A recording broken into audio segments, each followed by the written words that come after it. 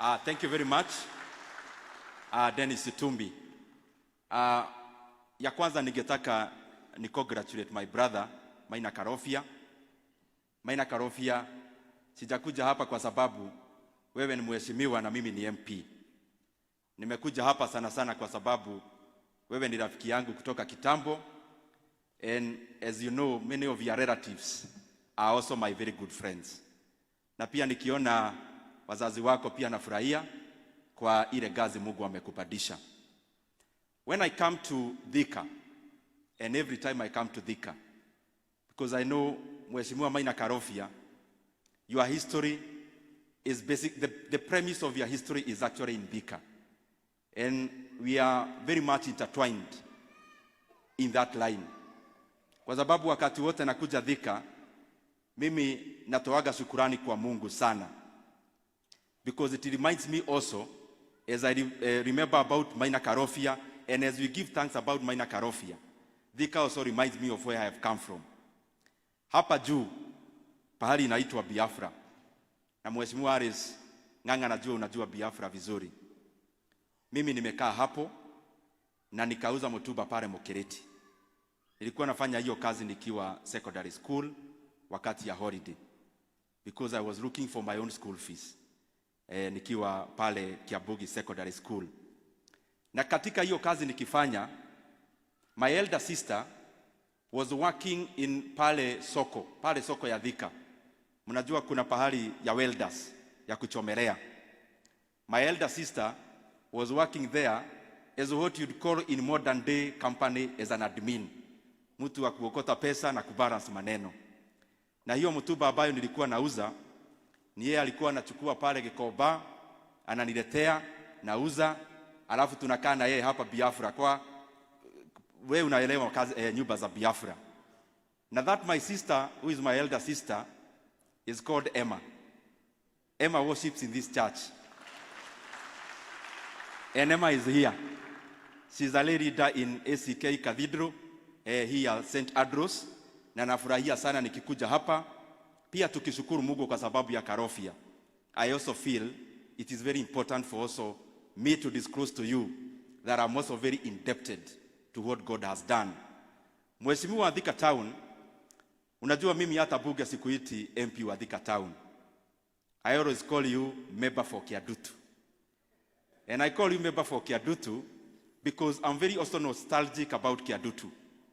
My father was a carpenter here in Thika, and he was living in Kiadutu. Wakati nilikuwa natembelea my father, nikiwa kwa nyumba yake, nilikuwa naona kila kitu ambayo inafanyika nje. Na sio kwa sababu ilikuwa ya vioo, ni kwa sababu ya mianya ilikuwa kwa hiyo nyumba. So mheshimiwa wa Kiadutu, pia mimi ukiwa mheshimiwa wa Thika Town, onani udorage no kajikia mbere, tondu ona wewe mbunge wako. Nitasema machache ya taifa. Na ya kwanza, mimi nashukuru sana kwa sababu Provost, you gave us a very timely sermon. Saa zingine kama wanasiasa tuna hiyo mwelekeo ya kusema the sermon was good. But I want to confirm to you, you truly gave us a very good sermon. And especially on how, ukienda kwa Mungu, how to address. Kwa sababu saa zingine tunaenda tu kusema sina hii. Lakini ukatueleza ya kwamba vile tunafanya siku ya leo, tuendelee na hiyo mwenendo. Tukiblesiwa na Mungu, tunakuja tunasema asanti. Because the sound of saying asanti is much more instrumental than ile sauti ya kuomba. Na katika hiyo harakati ya kushukuru Mungu, kwa vile amefanyia kijana mwenzetu, a young leader who is now actually an MP, not of Kenya, but the entire East Africa. Mimi pia nataka nishukuru hata viongozi wetu, tukiongozwa na rais wetu. Kwa sababu hapo beleni imekuwa kama wewe ni a young leader, unarushwa tu pahali, kama ni kamati unawekwa ya sports, sidunishi ya sports, lakini perpetually that has been the domain of young people. Our leaders have shown by example that they trust the young people of this country, ambao tumepewa nafasi za kuongoza. Na ndio maana katika the same spirit, Maina Karofia tuko hapa tukishukuru for you being a young person and also an MP in Iyala. We had not been compelled that we had to give a young person. But God had seen ya kwamba you are the one who is fit, and I also want to thank our leaders kwa sababu kama wangetuelekeza sana upande mwingine, probably things would be different. Na katika hayo, mnajua ya kwamba tukiwa na mheshimiwa Kimani Kuria, tumekuwa na a very tedious job in the recent few weeks. Tukitengeneza budget ya nchi. Nasema budget kwa sababu mheshimiwa Kimani Ichung'wah looks at where the money is coming from. Hiyo maneno yote ya revenue, finance bill, mheshimiwa Kimani Ichung'wah, Kimani Kuria, ni yeye hushughulika kule pesa ya budget inatoka. Na kwa sababu mimi ni kaka yake, yeye akienda anawida, anawekelea juu ya meza. Akiwekelea juu ya meza anaenda, sasa ananiuliza nikate yangu upande mgani. So the side of expenditure ndio ya budget. Na na explain hivyo kwa nini. Hii kazi yote tunafanyia nchi ya Kenya. Na tukiongea katika kwenye pesa inatoka, ni vizuri pia tunaeleza kwenye pesa inaenda. And I want to thank our leaders and also the Parliament of Kenya, because all the monies that we are collecting through the finance bill, most of this money is actually going to the young people of this country. Na nitataja machache. In this budget, hii ambayo tumesoma juzi, Higher Education Loans Board last financial year had an allocation of 15 billion Kenya shillings. Currently, we have been able to increase that by 100%. And now Higher Education Loans Board, we allocated Kenya shillings 30 billion. Katika hiyo budget, wale kaka zetu na dada zetu wanamaliza universities, mnajua wanahangaika maneno ya internships. Tukaona we cannot continue to sing this as a song. We have to do something about it. And in this budget, we have put in enough resources.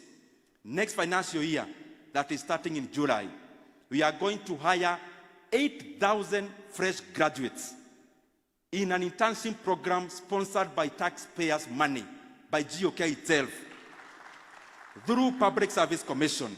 And they, in turn, in the government, they'll be paid Kenya shillings 25,000 every month. In the same budget, tumeweka pesa ya wazazi wetu na pia the young people who are farmers. Tukaweka 5 billion ya fertilizer. In the same budget, tukaweka pesa ya viwanda katika all our 47 counties. Tukaweka pesa, tutakuwa na viwanda in every county in the Republic of Kenya. In the same budget, tukaweka 6 industrial parks, ambazo tumepea 500 million each.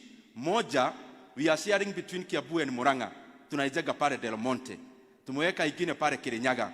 Tumeweka ingine Busia. Tumeweka ingine Kwale. Tumeweka ingine Eldoret. Tumeweka ingine Nakuru. Because we are mindful about the fact that wale watu ambao ni our age, wakigraduate, hawana nafasi za kazi. So nimesema hayo yote so that we conceptualize.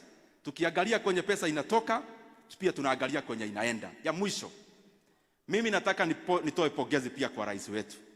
I am a very proud Kenyan. Juzi, I was watching a speech he made in France. And in that speech, I want to confirm what he said. In the current budget,